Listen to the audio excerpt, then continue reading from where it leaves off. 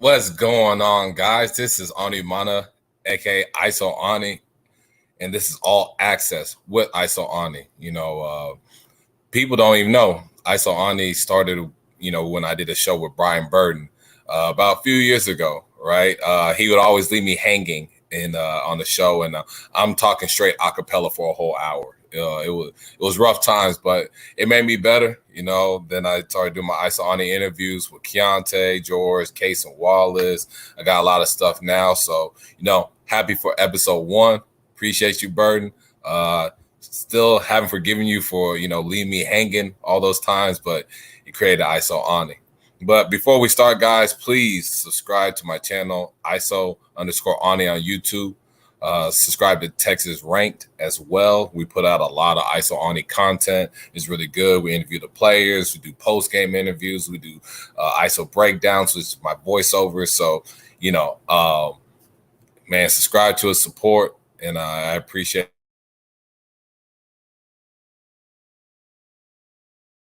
it. I've been to Adidas. I went to Bryant's. I went to College Station the following week for in the second live period. I was in LA, so I just came back. I'm a little rough right now. I haven't got a haircut. I was there for a Balls Life All-American game. So, this was a lot of traveling for me. Been to a lot of different time zones, and I just want to talk about what I saw in these past 3 weeks. So I'm gonna start with Nike in Atlanta. First time being in the EYBL. I didn't get to watch it last year in person, but I really covered the Texas players, and one the kid I felt was like a stock riser that did really good was at JL3 was Kate Dotson. I want to talk about him. He scoring the basketball, creating his own shot, has a big, strong frame. He's from Beaumont United, already has 2 state championships, could have gotten a third. But I like Kate a lot. I didn't know he could create his own shot like that. Courtney Dion, he talks about, he's always been like that. I just haven't been able to see that from my viewings, but I saw it at the EYBL, saw more freedom with him with the basketball in his hands, and he was really impressive. Received offers from Appalachian State, UT San Antonio, and I think Texas State. I think he has a chance to be a high major player. There's a lot to like about him, and I think, these Power 5s and Power 7 schools are really going to start getting onto him, especially when we get into the June period and the July period. Next, for me, I was really impressed with Caden Edwards. You talk about someone that showed a lot of shot creation and scoring. Caden Edwards, he's a 225 kid that plays for Nike Pro Skills 16s. Everyone talks about that Pro Skills game against Man United. And by the way, let me tell you, Cooper Flagg, 225, to me, best player in the country in that class. He's amazing. And he had 52 points and missed 2 field goals and missed 2 free throws. But, what people don't talk about is that Pro Skills actually won that game. And Caden had a big contribution to that, had 27 points. Caden's always known as someone that shoots threes, catch and shoot guy, can score it off movement. But I saw more ball handling. I saw more like handling pressure, getting the offense set up. Those type of things I thought was the next step for Caden's game. And I think it really boosted up his level. I know he got like West Virginia. I know other high majors are starting to roll in and offer him. But I thought that was the missing piece in Caden's game, was just, can he create? Can he initiate offense? Is he just a specialist? And those type of things I saw in Atlanta, and I thought that he was the best player for that team that weekend. And I think he really is moving up in the national polls. Wasn't someone I probably had as a top 100 kid. And now I think he's really, getting past that. And I would love to see what that looks like with Duncanville. Obviously, they lost a lot of guys. Obviously, they lost, Ron Holland and those guys graduating. Now he's going to take more of a leadership role there. And I think at TABC, we're going to be able to see that. A couple notes as well. Team Griffin at that session went 3-1. I know in the second session they didn't do very good. They went 0-4. But David Castillo shot like 45% from 3. He's the kid going to Kansas State. Shout out Jerome Tang and Jurg Malagi and Coach Dowling and all those guys. They're doing a really good job just in the recruiting, not even just the transfer portal, but in the high school. David didn't Thought he was a little sloppy with the ball at times, but someone that can really space the floor and shoot, they always see themselves on the floor at some point. And I thought he was pretty good for Team Griffin. That was big for them to go 3-1. I know they kind of struggled a little bit in the non-live period events the weeks prior. Houston Hoops went 2-2. I thought Trey Johnson kind of struggled a little bit that first session. Wasn't as assertive with the ball that we liked. People talk about Trey Johnson as a scorer, but one thing about Trey, he is a team player. And I saw him really wanting to get the ball to other guys and, not really hunt for a shot like he normally does, which I think that's what makes him really good is his ability to create and score. And I didn't really see that as much, but he still averaged like 16 points, 4 rebounds, 4 assists. And I know in the second session he went off. He averaged like 20-some points that second session. Justin Begg, though, I thought really came up big for Houston Hoops. Son of Christian Begg. And I think Justin sometimes get a nod because he's a coach's son, right? Like, people talk about him because he's Christian's son. But I thought what he really showed, and every time I see him, he really performs, right? He's someone that can make shots, obviously, from deep. He's fearless. He's tough. Like, doesn't have like ideal size for a PG, but if you're a bigger guard, it's still hard to score against him because he's strong. He's going to get into your personal space. He's going to really try to disrupt the point of attack. And I really liked how Justin played. He received some offers like George Mason offered. I think he got a few other like mid-plus level schools that offered him. And I think, even when it was at the SPC championships a year ago or whatever level, I've always seen Justin Begg perform. And I think he needs to be given credit more for how he's performing and not, who's the dang stuff. And I think that, and we see that in grassroots basketball a lot. Sometimes it's just like, sometimes we don't like the kid or we're kind of second guessing because maybe he's only good because of whoever. And I think we just got to look at the player. And when he performs, that's trusting your eyes. So Hoops went 2-2. Amir Ali was pretty solid score. He released his top 8, about 6'7", 6'8", just natural score. He's from Dallas. I know now he's going to play with TSF in Atlanta, and I think that'll be a pretty decent situation for him. But with the Hoops, he was pretty good. A couple notes, pro skills they struggled. I mean, they've been struggling in EYBL, the 17s.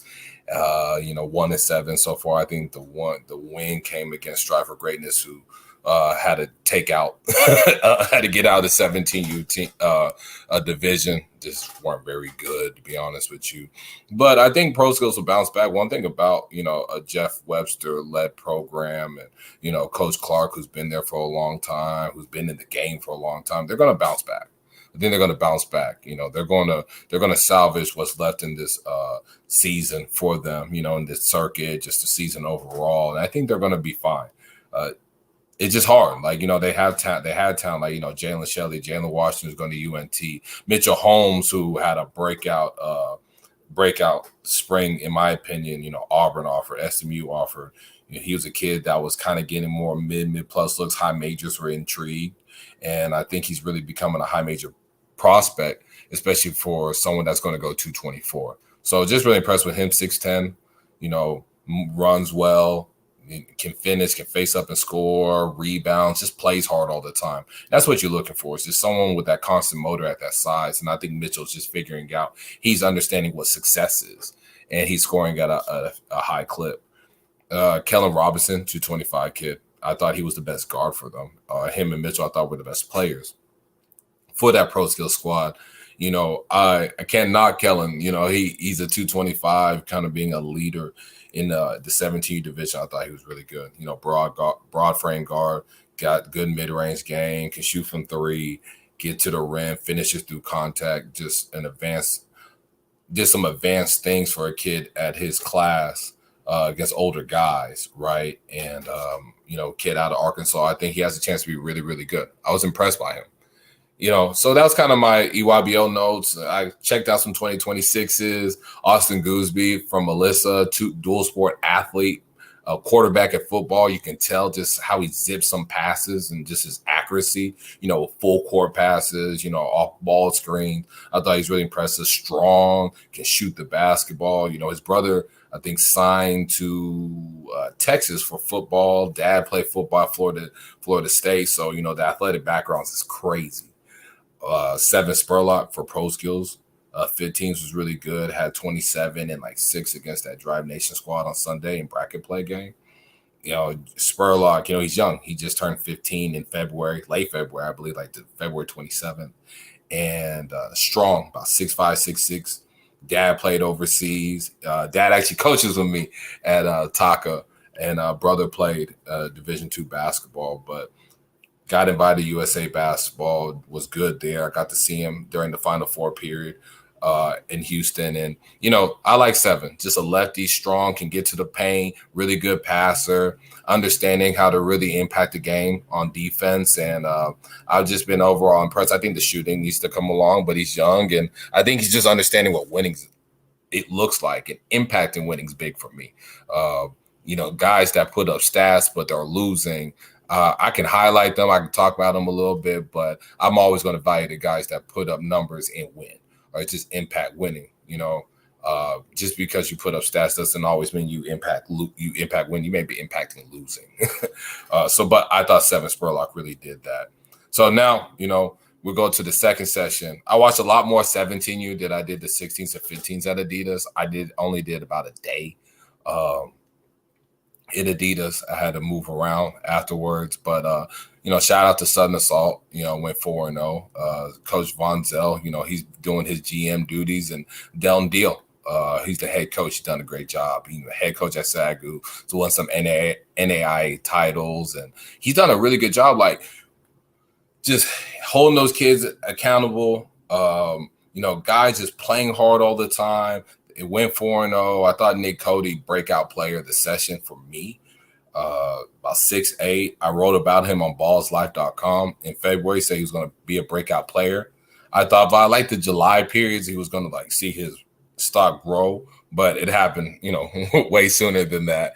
And, Nick at 6'8", moves well, shoots the basketball, can score off either hand, in the paint, just defensively, he jumped vertical. He uses his length to block shots or alter it. You can be, Southern Assault can be aggressive on the perimeter with their defense, because when they go in the paint, you have a guy like Nick Cody that blocks shots. Similar to what you see, and I'm not comparing him to this person, but you see it's similar to what you see like what Lakers do with AD in this Golden State series. Make Steph and Clay and those guys drivers and throw them to AD.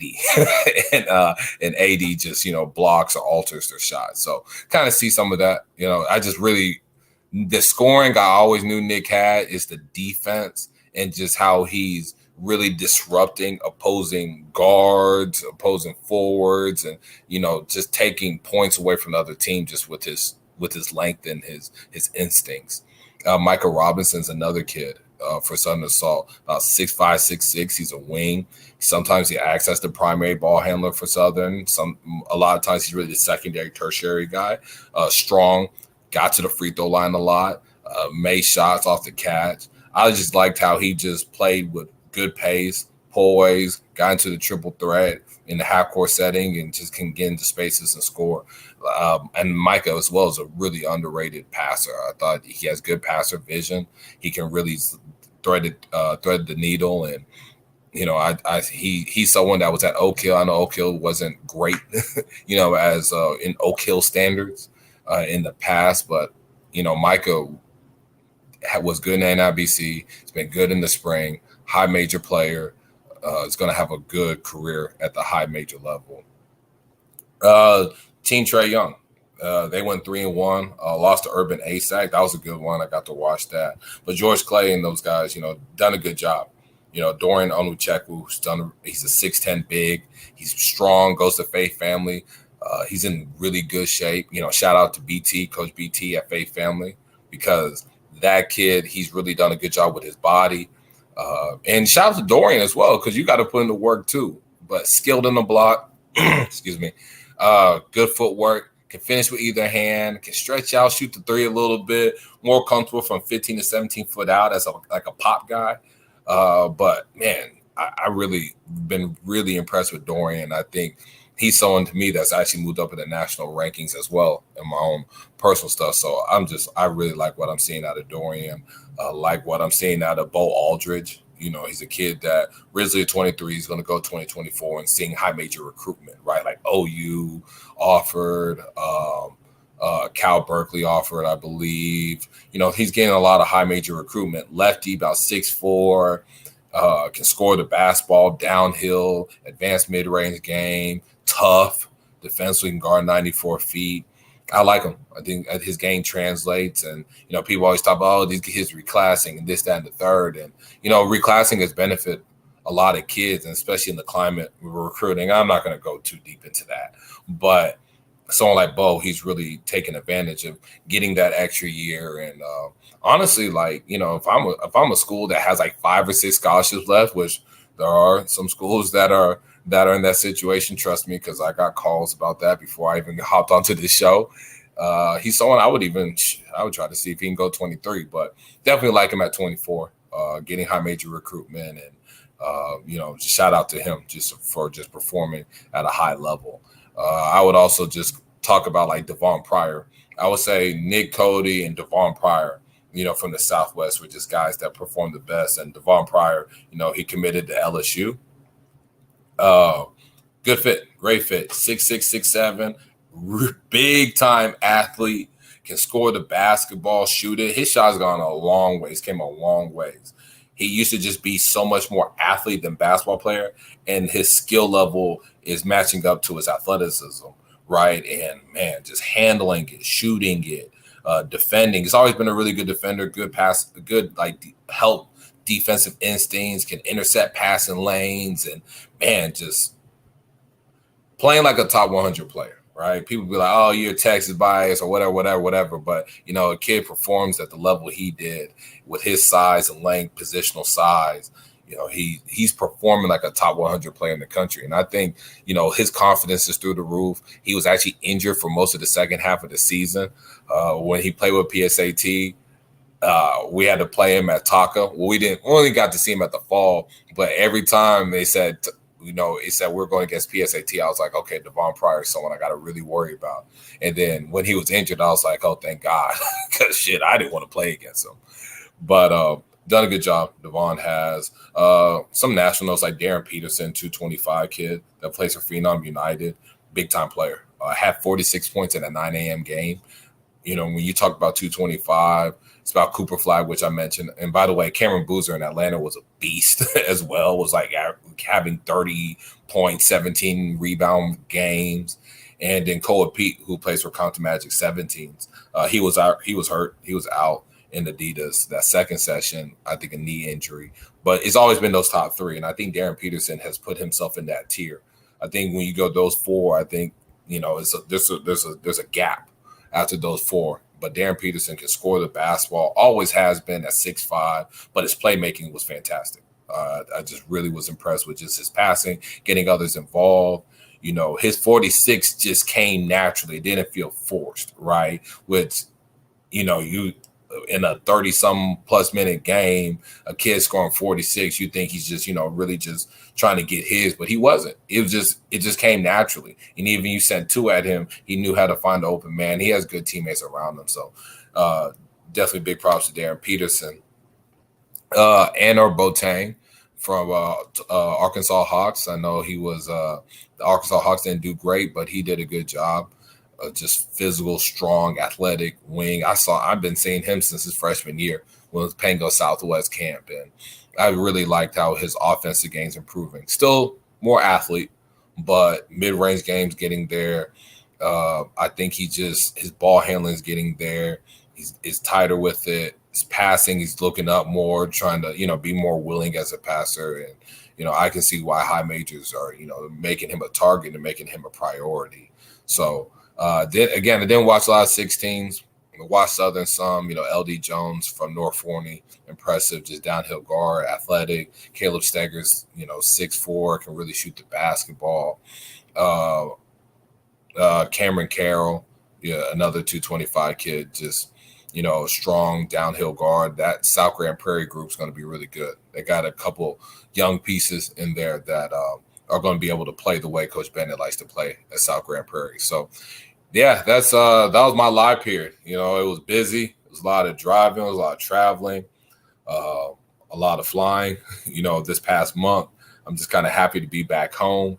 Then, I went to LA for the Balls Life All-American game. It actually hasn't gone around since 2019. Very thankful. Did some color commentary, did interviews, was there for a couple of days, and it was a good experience. Got to just really know some of these national guys. Got to know know them as who they are, as far as human beings, but also familiarize myself more to their games. Like Cohen Carr, freak athlete. Going to Michigan State, big time group Michigan State has with Cohen Carr, Garrick Norman, who also was at the game, Jeremy Fears, who was also at the game, and then you got Xavier Booker. But Cohen just seems like an Izzo guy, quiet, cool demeanor, but aggressive, assertive. When he steps between those lines, he's a beast, and has some freakish dunks, freakish blocks, like two-handed blocks. In the practices, he just went after it, and he's someone that I think will have a really good career at Michigan State. Garrick also was there, did a good job shooting. One thing about Garrick, people ask me is is Garrick someone that, how you think he's going to do at Michigan State? And I'm like, man, he's so competitive.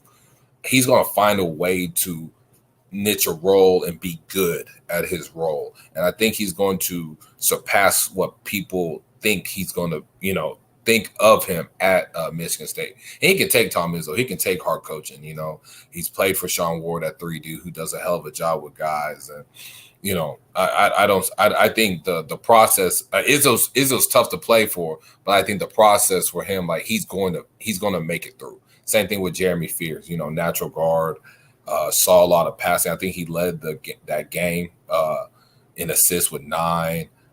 Gets downhill, strong 2-foot leaper, just competes, right? And I think his defensive intensity kind of brought everybody else to want to play hard. Xavier Booker wasn't there. A couple guys that really impressed me, like Justin Edwards, who's going to Kentucky, who's part of a loaded Kentucky class. That includes him, DJ Wagner, Rob Dillingham, Aaron Bradshaw, Reed Shepard. Justin, 6'7", goes to Emotep Charter out in Philly. Lefty, scores the basketball, good mid-range touch, uses his length, solid, a good athlete, but just natural scorer. He's just a bucket getter, and it just comes easy. Love when he rebounds, ignites the break, gets going, can switch and guard. When he's really just after it, just impacts the game in so many ways and can score the basketball. Another kid that kind of impressed me, Wesley Yates. We got to talk about Beaumont United and Beaumont native Wesley Yates. I appreciate him coming out. I was big on trying to get him over there, and I was glad he accepted the offer. Had 26 points that game. It was big time. Just huge, just with his shooting. Won the Red Bull 3-point contest, and I was just happy to just see him be comfortable, and just he's gotten stronger. Can really create and score, going to University of Washington, and for Coach Mike Hopkins, and he's going to be playing with a Houston native, Xavier Wheeler. I think that backcourt is going to be fun. I've been mentioning it before because I think Wesley really has the opportunity to potentially start or play 25, 30 minutes a game at Washington, and he's ready. He's ready. He's one of the more ready freshmen in that 23 class in the state of Texas. So, Jace Posey was out there going to TCU. It's going to be fun seeing him, playing Jamie Dixon's offense and just how they like to play. They were number 1 in the country in just fast break points. And that's something Jace he thrives in. It's just playing in transition, playing fast, using athleticism. He was in the dunk contest. He could have potentially gotten second in the dunk contest if he didn't miss his first one. Just a freak athlete, holds the record in high jump with 7'4" in a quarter or something like that. Just something wild. But Jace was really good. I think once he gets his shooting in place, tightens that handle, just gets skilled up, I think he's someone that will be able to provide some pretty solid minutes for Coach Dixon and them. I think he's a real underrated signee, just nationally. I think he's going to play a good role. I think he can play in a lot of places. nationally. So, you know, I liked him. But yeah, it was just a good experience, doing some color commentary. I haven't done that in a long time. So I was a little nervous at first. Then it kind of just got more natural, got a better feel. So you can definitely go on YouTube and type in Boys All-American Game 2023 for Ball's Life, and you'll hear me, you'll hear my man Ronnie Flores. And got to go out to Vegas right after the game was over. We drove to Vegas, went and watched Ball Dogs All-American game. So, it was a weekend full of basketball. And I got to slow down a little bit and write article coming out on ballslife.com on just my overall thoughts, overall notes. And so, yeah, it's been, different time zones these past couple of weeks in this month. So, I'm going to finish it out. Like, I'm going to talk about, some recruiting notes.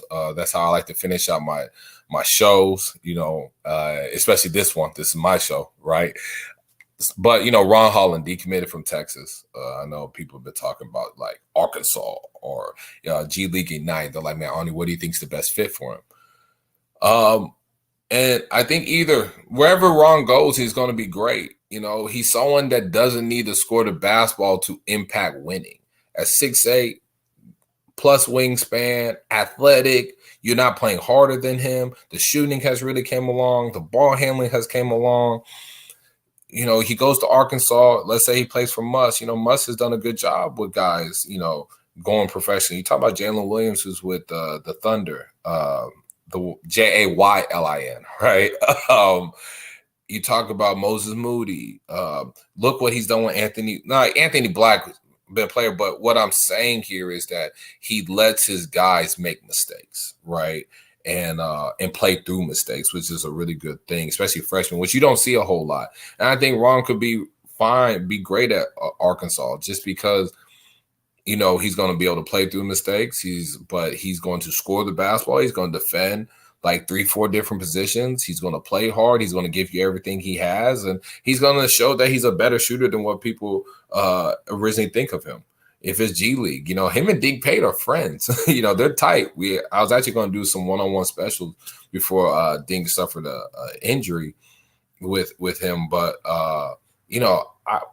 that G League Ignite class, I think, will really see a big boost if he were to go there. You talk about Modest, who's a really good player. Dink, who I talked about, 224, that classified up 223. He's a big guard that can really play and shoot and score and pass, just fits the NBA model. London Johnson, another quality guard. But, you add Ron Holland to that class, that's a kid that potentially is going to be a top 5 to 10 player in the 2024 NBA draft. And, Ron fits the NBA model. I mean, with his size, his length, his athleticism, switch ability on defense, versatility. Versatility is a big thing in the NBA, as we see in the NBA in the playoffs, right? Guys that can switch, guard, can play multiple spots offensively and defensively. Guys that can rebound, they see themselves on the court. Guys are not going 7-footers at center. They're guys going 6'7", 6'8", 6'9". And really like Ron. He's someone that can just go anywhere and play. And that's why, you saw, I think 24/7 has him as the number 1 player in the country, and I would agree with it. You look at his high school resume, you look at just production, you see how he played at the Hoop Summit, see how he played at the McDonald's All-American game, you see how he was at McDonald's All-American practices. Ron just continually gets it done. It's always been like, well, you look at what he can do, or he's not a prolific shooter, or he's not that. But when you look at his box score, it's like 15, 10, and 5 with 3 steals and 2 blocks. Just, big time player, going to be successful where he goes. And,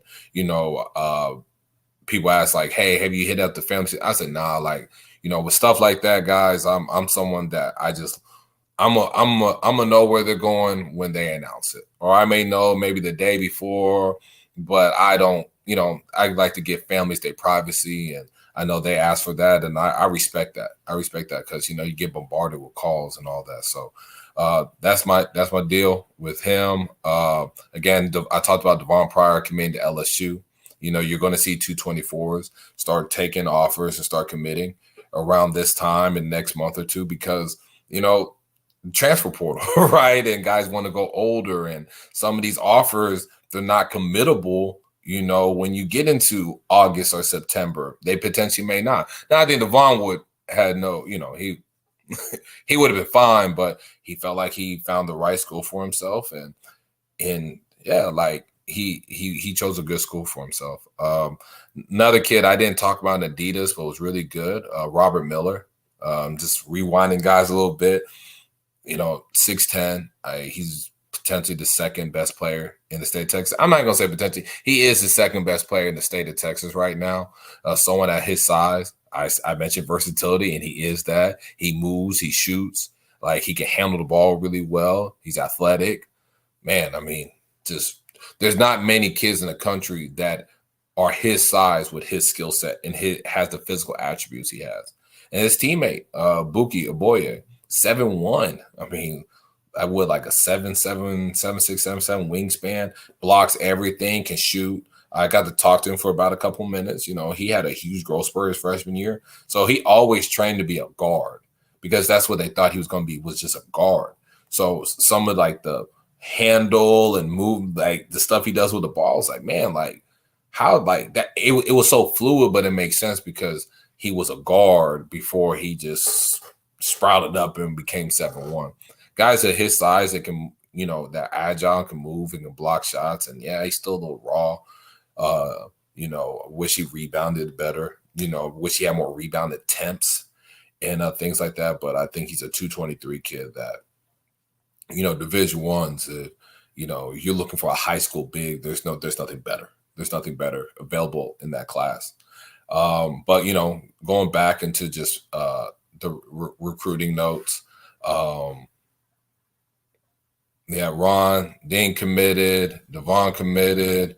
Yeah, I guess that's about it. That's about it, guys. It's not a whole lot. I mean, guys are getting offers like TJ Birch from Max Levels. Shout out to Max Levels, doing a really good job in the New Balance circuit.